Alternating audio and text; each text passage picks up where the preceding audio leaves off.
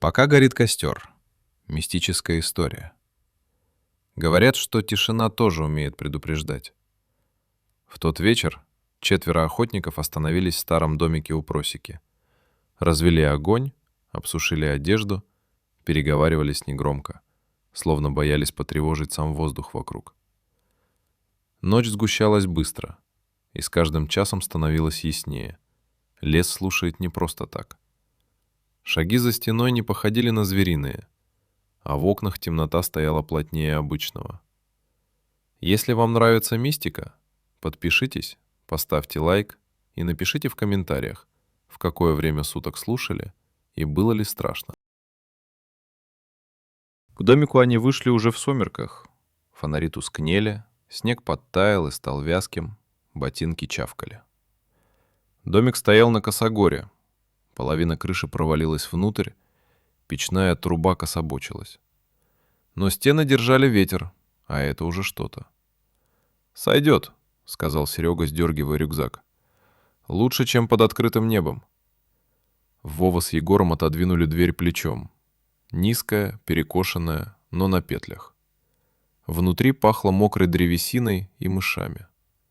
В углу стол, 2 табурета, обгоревшая буржуйка без дверцы.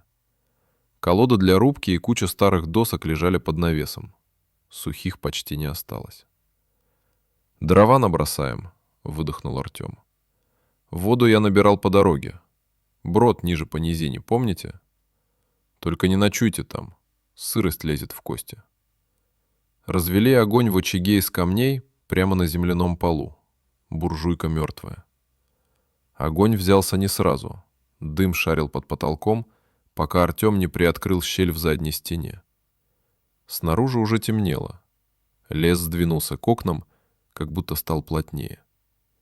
Ветер утих, зато из низины, со стороны ключа, тянуло холодом. Сняли мокрые перчатки, развесили куртки на гвоздях. Тихо было. Ни собаки, ни далекого мотора, только редкий треск сучьев в лесу. Вова поставил на угли котелок с кашей, бросил лаврушину, щепотку соли. «Удобно тут», — буркнул Егор, присаживаясь у огня. «Только не разговаривать лишнего. Слышим, отвечать не надо. Кто бы ни позвал. Поняли?» «Чего это ты сразу так?» — хмыкнул Артем. «Место старое. Тут зимовье раньше стояло, да сгорело.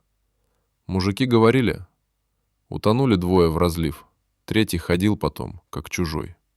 Егор пожал плечами. «Нам ночь пережить, утром уйдем». Они поели молча. Теплее стало, плечи отпустило. Вова подкинул еще щепы, язык пламени вытянулся, золотил стены. Серега достал из кармана плоскую флягу, протянул по кругу. По глотку, для согреться и обратно.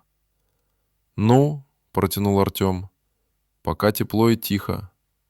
Давайте, как договаривались. По байке с каждого, чтобы не втыкать в тишину. И чтоб не зевать на карауле». «Только без сказок», — поморщился Вова. «Каждый свое, что помнит». Не пересказы. «С твоим не пересказом мы и собрались», — усмехнулся Серега. «Начну я, раз уж предлагаю. А вы потом». Снаружи что-то хрустнуло в снегу. Один раз, будто кто-то встал с земли. Мужики переглянулись. Егор поднял ладонь. Тише. Послушали. Пусто. Вова выбрался к щели, приложил глаз. Темень и тонкая белая полоска низины. Мосток, что они видели днем, терялся в инее. «Лисы», — сказал он хрипло и вернулся к огню. Пламя на секунду погасло и снова озарило комнатку. От стены, где висела паутина, потянуло сыростью. На гвозде тонко качнулся черный ремень. Сквозняк в узкой щели дыхнул в дом. Артем машинально перевесил нож ближе к боку, провел большим пальцем по гарде. «Раз уж лисы», — буркнул Егор, — «вот вам правило на ночь. Кто услышит свое имя, молчи, даже если голос знакомый». «Принято», — коротко кивнул Серега. «Значит так», — он тронул пальцем шрам на скуле. «История будет короткая, но я потом ее домотаю. Началось все на трассе. Мальчишка стоял. «Погоди», — остановил Вова. «Давайте по порядку. Прежде чем рыть в памяти, решим караулы. По часу, вдвое. Я с Егором первый, потом вы вдвоем. Кто к огню, не отходить. В воду только из бутылей. К низине ночью не соваться. И двери не открывать», — добавил Егор. «Даже если кто постучит и попросит погреться. Здесь никто не живет». Они разложили спальники полукругом, так, чтобы спинами к стене и лицом к огню. Рюкзаки у ног, оружие под рукой, фонари проверили. Пламя размягчило воздух, глаза понемногу привыкли к полутьме. Снаружи снова раздался тихий шорох, словно по снегу провели веткой, и все. «Ладно», — выдохнул Артем. «Давай, Серый, ждем». Серега кивнул, повел плечами, будто сбрасывая остатки дневной усталости. «Поздняя осень, мелкий дождь. Я один, ночная дорога», — начал он, глядя в огонь. «На обочине пацан. Думаю, подкину, чего ему мокнуть. И тут...» Слова зацепились за шорох у стены, будто ногтем провели по доске изнутри. Тишина, как бывает в хвойнике в стужу, когда звук проваливается в иглы. Мужики одновременно посмотрели на дверь. Егор едва заметно качнул головой. Не отвлекаться. «И тут, — повторил Серега, — он повернулся. Огонь щелкнул, выбросил искру, и в щели на секунду мелькнул кусочек белого. То ли иней на сучке, то ли костяшка пальца. Никто не встал. Договор помнили. Сначала рассказывают, потом проверяют. «Закончу и посмотрим», — тихо сказал Вова. «Если будет что смотреть». Они сидели плотно, плечом к плечу, и огонь отражался у каждого в глазах. Ветер, наконец, стих. Где-то далеко, за низиной, хрустнул лед. Будто по тонкой корке кто-то осторожно прошел. В домике стало тихо так, что слышно было, как каша доваривается на дне котелка. «Ладно», — сказал Серега и перекрестился, привычно, без показухи. «Слушайте и не перебивайте. Потом поймете, к чему я про мост скажу». Он вдохнул и начал. «Дело было пару лет назад», — начал Серега, глядя в огонь. «Возвращался я тогда один, поздно, ближе к полуночи. Дорога старая, проселочная, фары еле цепляют полотно. Дождь моросит, лужи блестят, а вокруг ни души, ни света. Только лес стеной и редкие знаки, облупившиеся, как старые кресты». Он помолчал, будто снова слушал тот дождь, потом продолжил. «И вот вижу на обочине пацана. Маленький, лет 10, худой. В куртке старой, промок весь. Стоит, кутается, на дороге никого. Я и остановился. Не оставлять же малого посреди ночи. Сел он тихо, даже не взглянул. Руки на коленях держит. Дышит как-то сипло, будто простыл. Ну, едем. Я спрашиваю, куда направляется? Он молчит. Потом поворачивается ко мне и улыбается. Серега откинулся на локоть, обвел взглядом притихших товарищей. А улыбка от уха до уха. Не фигурально, по-настоящему. Рот весь в крови. Зубы длинные, острые, будто ножи. И пальцы с когтями, тонкие, как проволока. Он шевельнул ими, будто хотел тронуть меня за плечо. Серега сглотнул, помолчал, потом тихо сказал. Я даже не помню, как дверь открыл. Просто вылетел из машины, побежал, что было сил. Дождь лупит, скользко, спотыкаюсь, но бегу. Вижу впереди мост через реку. Бетонный, старый. Добежал, перебежал на другой берег и только тогда понял, что больше не слышу шагов. Ни дыхания, ни смеха. Как будто за спиной кто-то остался, но перейти не смог. Огонь потрескивал, кто-то нервно шевельнул поленом. Серега продолжал уже ровнее. Дошел до поселка, в мотеле переночевал. Администраторша, бабка старая, смотрит на меня. Мол, будто смерть увидел. А я и не спорю, просто молчу. Руки дрожат. Утром вернулся за машиной. Стоит, фары горят, мотор работает, двери настежь. Сиденья в крови, коврики мокрые, но следов нет. Ни маленьких, ни моих. Будто никого и не было. Через день по радио передавали. В том районе пропали 3 водителя. Машины нашли. Пустые. Он умолк, глядя в пламя. Мужики тоже молчали. Снаружи что-то тихо щелкнуло, как будто по льду кто-то прошел. Вова хрипло спросил. «Думаешь, не мог перейти?» Серега пожал плечами, не отрывая взгляда от огня. «Не знаю. Только с тех пор, если дорога к реке ведет, я по ней ночью не еду. И детей не подбираю. Да и вообще...» Он вздохнул. «Мост тут пусть стоит между. Пусть так и будет». Тишина повисла снова.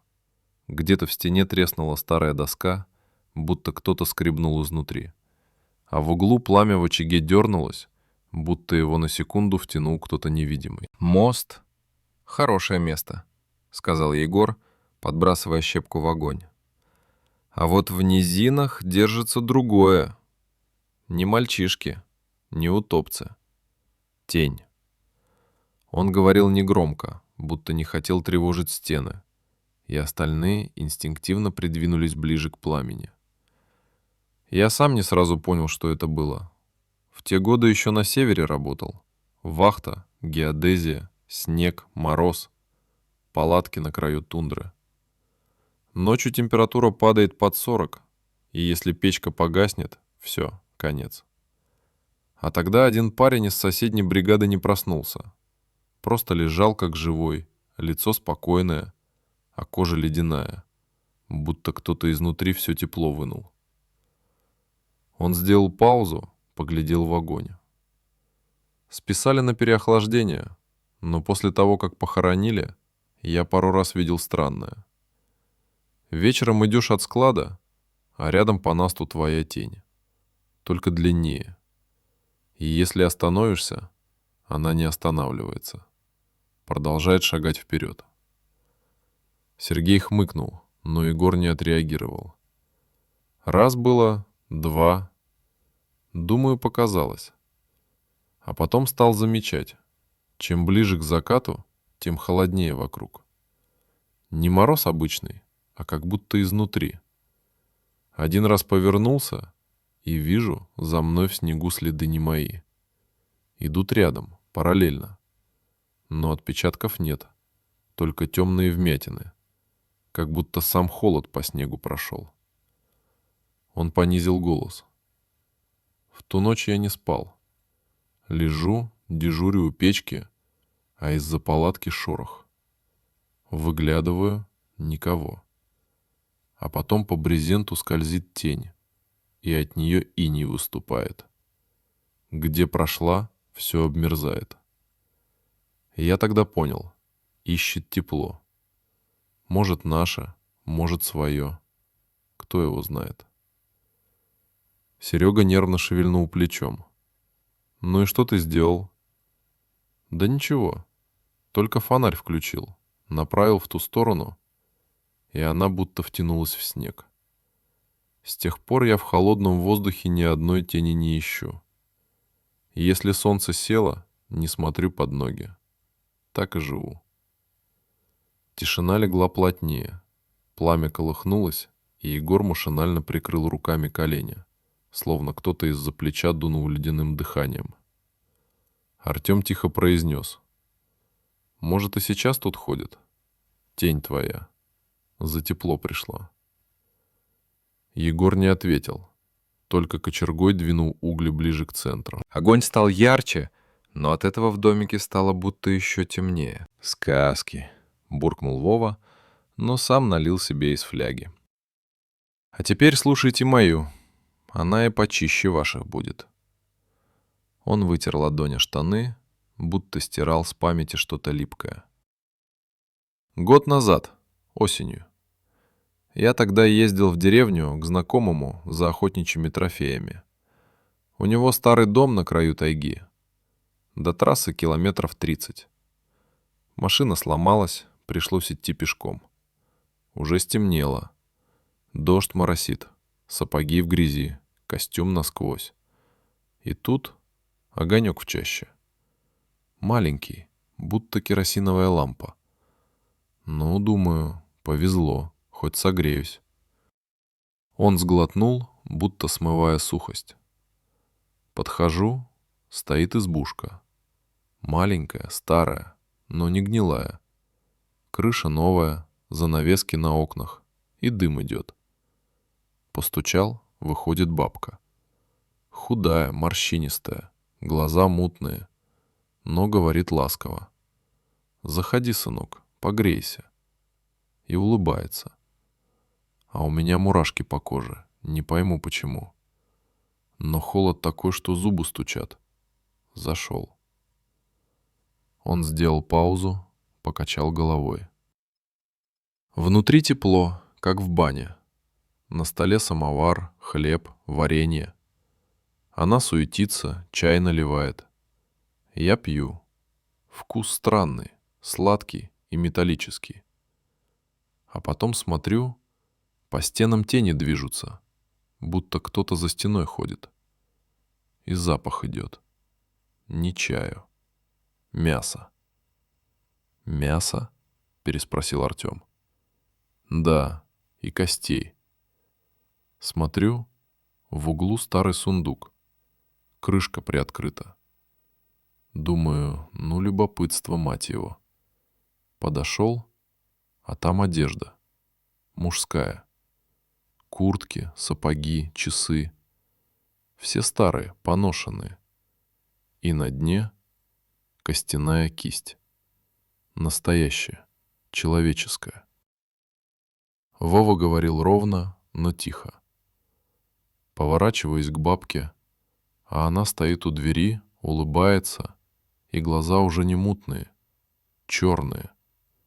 Говорит: «Ну что, сынок, поешь, да и ляжешь. У меня постояльцы редко бывают». Я вылетел на улицу, как ошпаренный. Бегу по просеке, и за спиной слышу шаги. Нет, не шаги. Топот, будто босиком по грязи. Он выдохнул, глядя в огонь. Бежал, пока не выбежал на дорогу. А утром вернулся с местным участковым. И что? Ни избушки, ни следов. Только ровная поляна и кучка золы. Вот тебе и чай у дороги. Снаружи завыл ветер. Сорвал с крыши щепку, кинул в дверь. Все вздрогнули. Егор перекрестился, хотя обычно смеялся над таким. «Вот и скажи теперь», — пробормотал он, — «где кончается дорога и начинается нечисть?» Вова хмыкнул, но глаза его оставались прикованы к огню, будто в пламени он снова видел тот зольный круг. «Ладно», — негромко сказал Артем. «Теперь моя очередь. Только вы не ржите. Я тогда еще пацан был, лет 12, может. Это под Архангельском случилось, у деда в деревне». Он вздохнул, взглянул на темноту за дверью, где ветер колыхал тени деревьев. Лето было. День жаркий, вечер теплый, и мы с пацанами пошли на болото, за морожкой. Я, Стас и Петька.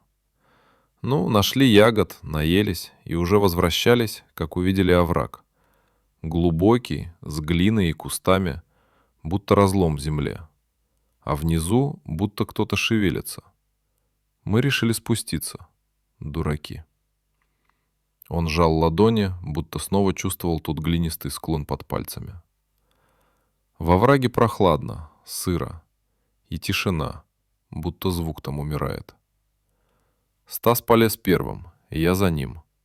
Вдруг он говорит: «Смотри, следы».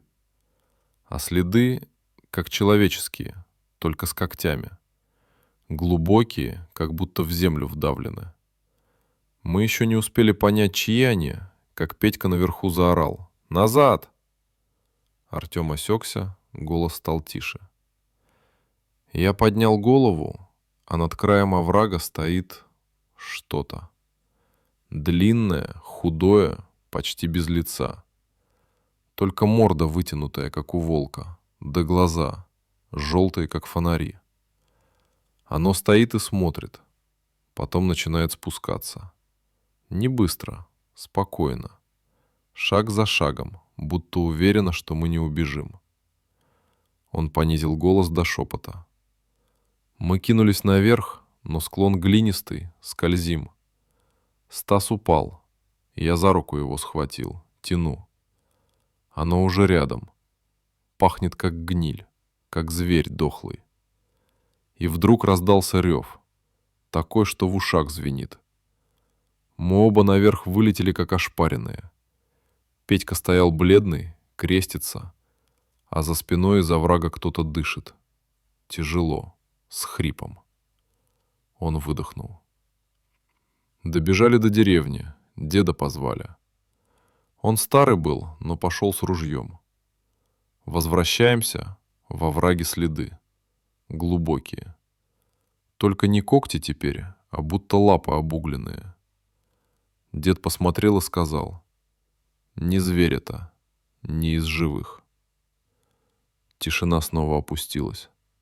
Огонь потрескивал, кто-то шумно втянул воздух. Серега тихо добавил: «Так ведь и бывает. Чем глубже лезешь, тем меньше людей возвращается». Артем усмехнулся, но без веселья. А знаешь, дед тогда крест поставил на том месте. «И что, помогло?» — спросил Егор. «Да, наверное. Хотя крест теперь сгнил.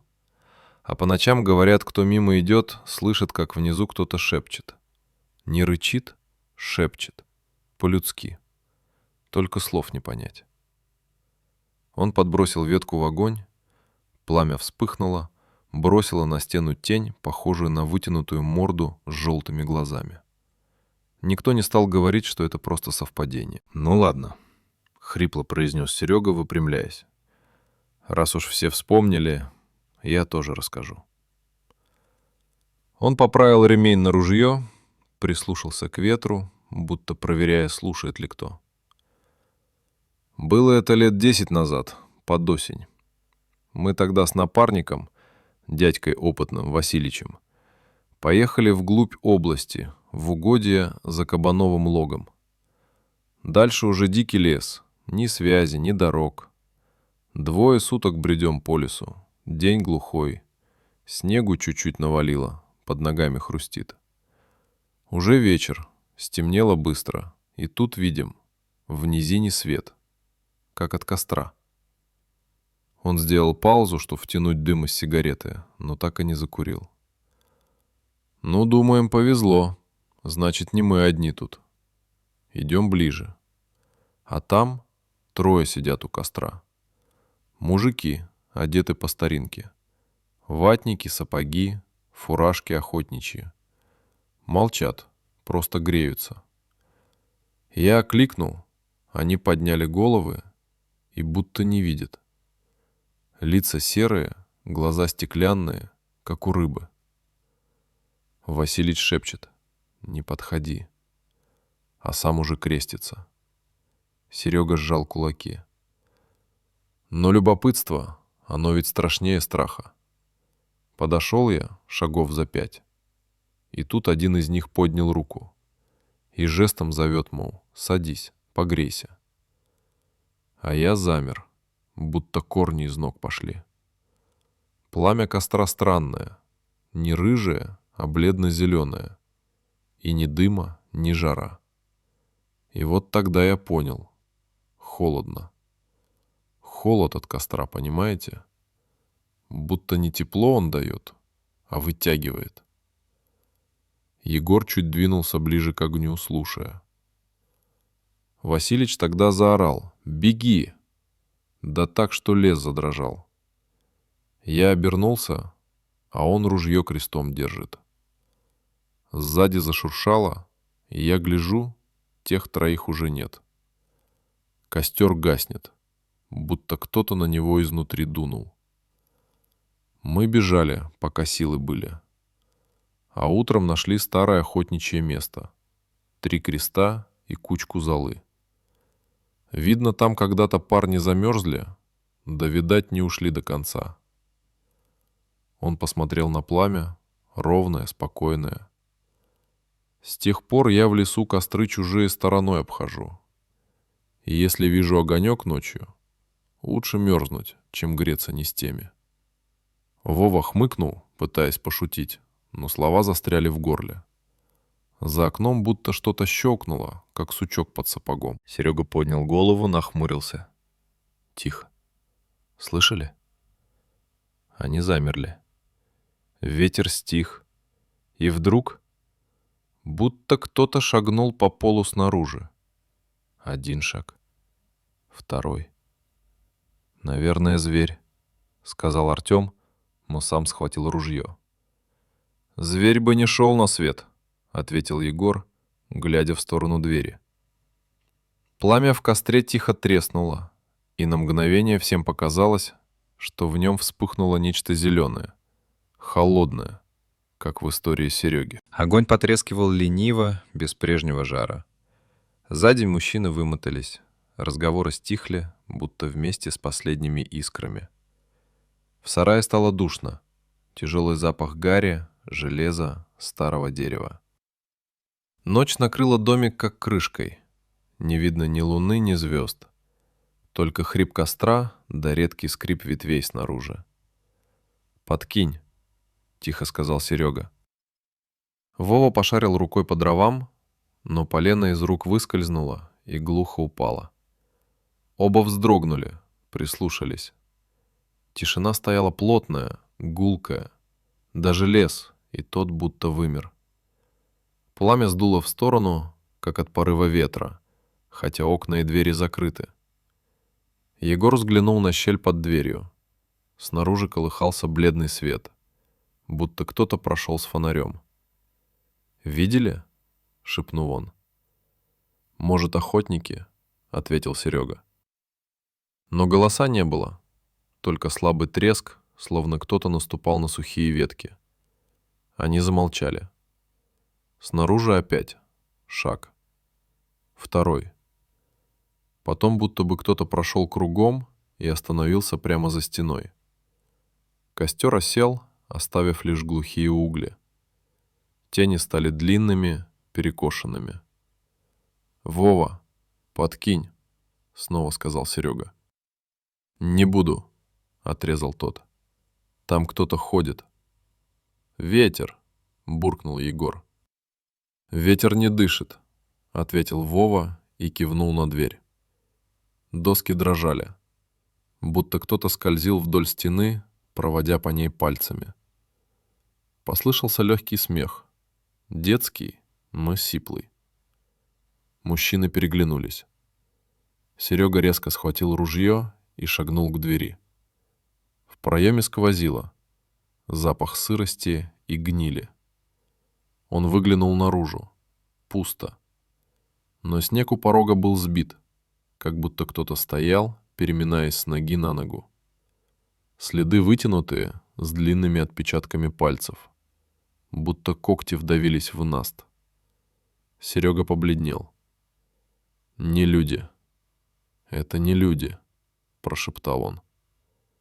Он закрыл дверь, поставил ружье у стены и сел ближе к костру.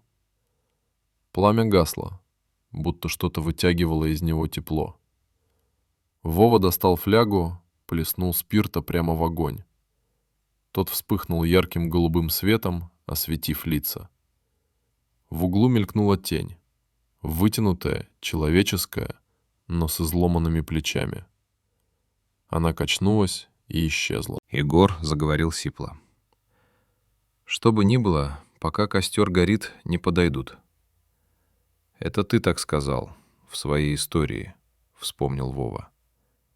«Не история», — коротко ответил он. «Просто я это знаю». Дом будто слушал их. С потолка осыпалась щепа, из угла послышался глухой стук. Кто-то снова обошел строение, на этот раз быстрее. Потом затихло. Мужчины сидели, боясь пошевелиться. Только потрескивание углей да редкий треск дерева в печи. Казалось, время остановилось. Ни ночь, ни утро, а что-то посередине. Сон наваливался, но никто не позволял себе закрыть глаза. Ближе к рассвету, когда угли почти погасли, снаружи послышался стук. Тихий, но настойчивый. Будто кто-то костяшками бил в дверь. Раз, два, три. «Кто там?» — выкрикнул Серега. Ответа не последовало. Только слабый шорох за стеной, словно по дереву кто-то провел рукой. «Я говорю, не открывать», — хрипло сказал Егор. Но Вова уже встал, прижимая ладонь к двери. Дерево было ледяное, но под ним что-то живое, пульсирующее. Снаружи раздался тихий, почти детский голос. «Пустите, холодно». Серега выругался и метнулся к костру. Пламя дрожало, готовое погаснуть. Он кинул в огонь последние дрова. Пламя вспыхнуло, и на мгновение через щель в стене мелькнула чья-то бледная рука. Пальцы длинные, как сучья, цеплялись за край доски, потом исчезли. «Пока горит, не подойдут», — повторил он глухо, глядя в пламя. Снаружи все стихло, но никто не сомневался. Они ждут. Костер доживал последние минуты. Огонь трещал неровно, будто под землей кто-то выдыхал через пепел. Серега сидел, вжавшись в стену, ружье держал между коленей. Вова уже не курил. Руки дрожали. Егор смотрел в пламя, будто что-то ждал. Снаружи тишина. Ни ветер, ни снег. Тишина настолько плотная, что в ней звенела каждая мысль.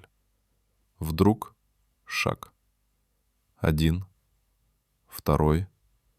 Потом легкий стук, будто кто-то костяшками постучал по двери. Раз, два, три.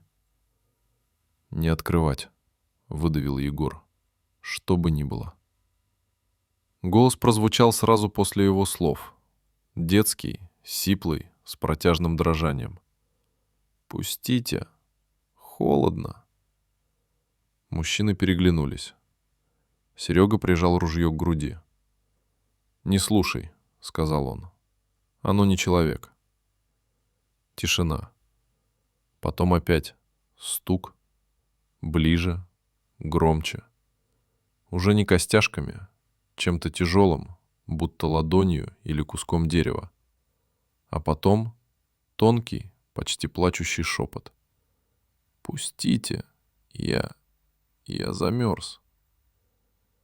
Вова вскрикнул, вскочил и метнулся к двери. Серега успел схватить его за рукав. «Не вздумай». «Там ребенок!» Вова задыхался, глаза блестели от ужаса и жалости. «Ты слышал? Это ребенок!» «Нет», — сказал Егор. «Это то, что слышит тебя». Пламя дрогнуло, будто от вздоха, и в окне показалось лицо. Детское, белесое, губы посиневшие. Глаза огромные, черные, без блика. Оно смотрело прямо внутрь. А за ним, в темноте, кто-то стоял. Высокий, согбенный. И еще старуха, закутанная в тряпье с длинными космами волос. Ее рот был приоткрыт, губ не было вовсе. Они стояли молча. Вова рухнул на колени, закрыл голову руками. Серега подошел к костру, схватил раскаленную головню и швырнул в окно. Вспышка света ослепила, и в ту же секунду лица исчезли. Но теперь стук пошел с другой стороны. Потом со всех сразу. Дом ходил ходуном, доски стонали. С потолка посыпалась труха. Казалось, будто кто-то огромный обходит их кругом, давя снег ногами. И посреди этого опять тот детский голос, уже не жалобный, а резкий, крикливый. «Пустите нас! Мы ведь вас ждали!» Егор взял ружье, направил в потолок и выстрелил. Эхо гулко ударило по стенам, но звуки не стихли. Наоборот, стали ближе. В углу раздался визг, и из тени будто вынырнула вытянутая рука, чернеющая от мороза. Она дотянулась почти до Вовы. Он отпрянул, упал на бок и закричал. Серега бросился к огню, подкинул последние дрова. Пламя рвануло вверх ослепительно. И вдруг тишина. Все стихло, даже дыхание. Только треск углей. «Все», — шепнул Егор. «До утра дотянули». Но никто не ответил. Они смотрели на дверь. На нижнем краю, под самой щелью, в снегу тлел четкий отпечаток ладони. Маленькой, детской. Из щели тонкой струйкой тянулся холодный пар, будто кто-то только что выдохнул. Вова медленно поднялся, посмотрел на Серегу. «Это же те, о ком мы...» «Да», — перебил тот. «Все пришли». Они сидели до рассвета, не двигаясь. Когда первые лучи света легли на пепел, дом будто сжался. Доски потрескались, и запах гари стал сильнее. Артем встал, вышел наружу. Снег был истоптан кругами. Следы, десятки, сотни, вели к лесу и исчезали под елями. Он оглянулся. Дом казался выгоревшим, хотя пламя там и не было. На стенах отпечатки ладоней, вытянутых вверх. У порога детский сапожок, наполовину в снегу, будто оставленный нарочно. Артем поднял его, посмотрел и понял, что снег вокруг чуть дымится. Он бросил сапожок обратно и сказал: «Уходим, пока солнце видно». Свет пробился не сразу. Сперва через щели, тусклыми полосами, потом ввалился целиком, разом, холодным зимним светом. Домик стоял тихо. Огонь в печи погас, оставив только тлеющий пепел. Воздух был густой, как после грозы. Пахло гарью и железом. Вторым очнулся Серега. Он сидел у стены, сжимая ружье, но теперь в руках было только дерево. Ствол заклинило, металл покрылся инеем. Вова спал на боку, но лицо его было серым, с чужой усталостью, будто не спал вовсе. Егор встал, откинул засов и осторожно открыл дверь. Снаружи ослепительно блестел снег. Дом наполовину занесло, будто за ночь по нему прошел метельный вихрь. Следы, оставленные ими вчера, исчезли. Зато вокруг, в радиусе нескольких шагов, снег был истоптан мелкими следами. Круглые отпечатки, пятерни, когти. «Следы!» — позвал Вова, подходя к двери. Голос дрожал. «Но не наши». Егор кивнул. Следы тянулись от леса, обходили дом и возвращались обратно, будто кто-то всю ночь кружил, не решаясь войти. На стенах, где ночью видели тени, теперь чернели следы ладоней, вытянутых вверх, как будто кто-то хотел выбраться наружу. Тонкие, детские, рядом крупные, изломанные. Следы чужих жизней, чужих рук. В углу под скамьей что-то блеснуло. Вова нагнулся, поднял. Старый ключ, ржавый, с изогнутыми зубцами. На металле след копоти, как будто его держали в огне. «От чего он?» — спросил Вова. «Может, от печи?» — пробормотал Серега. «Или от двери, которая не открывается». Он выронил ключ в снег. Они молча собрали вещи. Ни один не предлагал остаться проверить или обойти дом еще раз. Когда уходили, Вова обернулся. Показалось, будто из-под обломков крыши кто-то смотрит. На миг мелькнули два темных пятна. Глаза. Или просто дыры в стене. Он быстро отвернулся. К полудню вышли на просеку. Дорога к деревне заняла несколько часов, но казалось целую жизнь. За спиной гудел лес, будто в нем кто-то шептался. Они добрались до ближайшего поселка, старого, вытянутого вдоль реки. У первого дома стоял сторож, седой мужик в ватнике и валенках. Он щурился на них, будто на привидений. «Откуда вы?» «С охоты. Вон из того домика у просеки», — ответил Серега, указывая в сторону леса. Сторож помолчал, потом сплюнул в снег. «Домик-то? Да он сгорел давно, лет 20 назад. В том пожаре 3 охотников погибло. С тех пор туда никто не ходит». «Нет», — Вова качнул головой. «Мы там ночевали». «Может, и ночевали», — сказал сторож. «Только не там». Мужчины переглянулись. Егор снял рюкзак, достал из бокового кармана обугленный кусок ткани, серый, но будто свежий, недавно обожженный. «Это что?» — спросил сторож. «Не знаю», — ответил Егор. «В рюкзаке не было, пока не проснулись». Сторож перекрестился. «Лес помнит», — тихо сказал он. «А кто в нем ночает, остается в нем наполовину». Они двинулись дальше. Солнце садилось, и снег под ногами потрескивал.